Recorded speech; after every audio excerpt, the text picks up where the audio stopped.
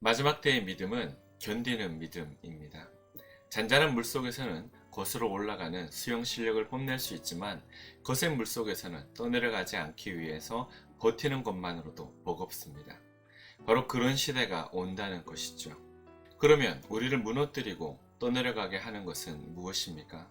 첫 번째, 핍박과 또한 그 분위기입니다. 9절에 보면 사람들이 환란에 넘겨준다고 말합니다. 그리고 죽인답니다. 예수를 믿는 것 때문에 모든 민족에게 미움을 받는다고 말씀합니다. 마가복음에서는 형제가 형제를, 아비가 자식을, 자식이 부모를 죽는 데까지 내어준다고 말씀합니다. 모든 사람들이 기독교를 조롱하고 그리스도인이라는 말이 죄인처럼 여겨지는 그런 분위기에서 누가 과연 신앙을 유지할 수 있을까요? 그런데 우리가 지금 그런 시대를 살아가고 있잖아요. 이 땅에 죄악이 가득해질수록 이런 분위기는 더욱 심해질 것입니다. 두 번째, 거짓 선지자들의 미혹입니다. 마지막 때가 되면 거짓 선지자들이 많이 생겨난다고 말씀합니다. 내가 예수라고 하는 적그리스도가 많이 생겨납니다. 그리고 그 미혹이라는 것이 참 달콤합니다.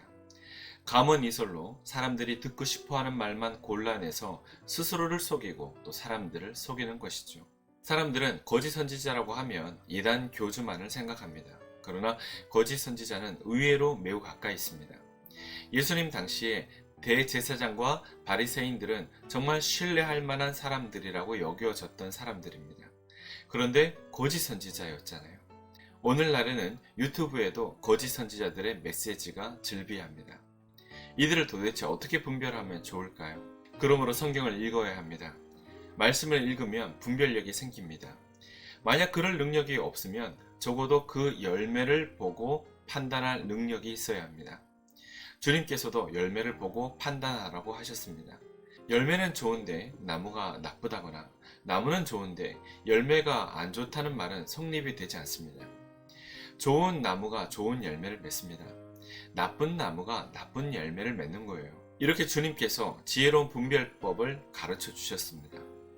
하지만 여전히 우리는 열매는 나쁘지만 나무는 좋다는 식의 궤변에 속고 또 속고 있습니다. 그래도 열매는 눈에 보이잖아요. 그 열매를 정확하고 냉정하게 살펴보아야 합니다. 그것이 내가 살 길이에요. 세 번째, 불법이 성함으로 사랑이 식어지는 것입니다. 마땅히 돌아봐야 할 사람을 돌아보지 않고 오로지 자기 이익과 쾌락에만 몰두한다. 사랑이 식어진 겁니다. 세상이 너무 즐겁고 좋아서 더 이상 신앙에 관심을 가지지 않는다. 사랑이 식어진 겁니다. 어느덧 예배가 귀찮은 행사가 되고 기도는 체면치대로 한다. 사랑이 식어진 겁니다. 취미생활이 신앙생활보다 늘 우선된다. 사랑이 식어진 겁니다.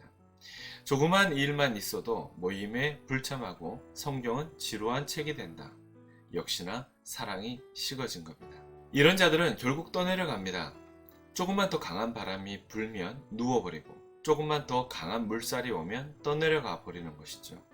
조금만 더 강한 외부의 충격이 있으면 무너져 버립니다. 모래 위에 지은 집과 같습니다. 모래 위에 지은 집의 설계 의도가 뭡니까? 큰 바람이 오지 않을 것이라는 거예요. 큰 비가 오지 않을 것이라는 겁니다. 그래서 홍수가 나지 않을 것이라는 겁니다.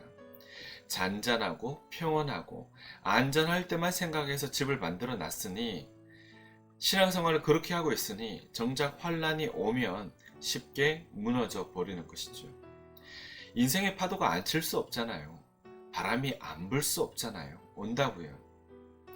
그런 인생이 어떻게 종말이라는 거센 물살을 견딜 수 있겠습니까? 주님 오실 때가 되면 정신 차리고 열심히 하겠다고 생각하지만 그것은 악마의 궤변에 속은 것입니다. 예레미야 12장 5절 말씀을 보면 만일 내가 보행자와 함께 달려도 피곤하면 어찌 능히 말과 경주하겠느냐. 내가 평안한 땅에서는 무사하려니와 요단 강물이 넘칠 때에는 어찌하겠느냐 말씀합니다. 여러분, 종말의 시대는 말과 경주하는 시대이며 요단강에 물이 넘치는 시대와 같습니다. 이럴 때를 대비해야 되고요. 이럴 때 견디는 믿음이 있어야 한다는 것입니다. 유명한 죽으면 죽으리라는 책을 쓴 안희숙 여사는 일제강점기 시절에 감옥에 갈 것을 대비해서 성경을 100장, 찬송가 150장을 외웠다고 합니다. 그런 준비가 있었기 때문에 죽을 고비에서도 잘 견딜 수 있었습니다. 우리도 준비가 되어야 하겠습니다. 예수님은 분명히 말씀하셨습니다. 끝까지 견디는 자는 구원을 얻으리라. 이 말씀 붙잡고 우리는 기도할 수 있어야 하겠습니다. 주님, 제가 끝까지 견디게 해주십시오. 끝까지 견디는 믿음을 주십시오. 분위기에 속지 않게 해주십시오. 거짓 선지자들을 분별하며 내 안에 사랑이 식지 않게 해주십시오. 기도할 수 있어야 합니다. 여러분, 우리는 마지막 때를 살아가고 있습니다. 거짓 선지자의 미혹에 넘어가지 않기를 바라며 여러분 안에 사랑이 식지 않기를 바랍니다. 나아가 끝까지 잘 견디고 함께 승리하는 거룩한 종들이 되시기를 주님의 이름으로 축복합니다.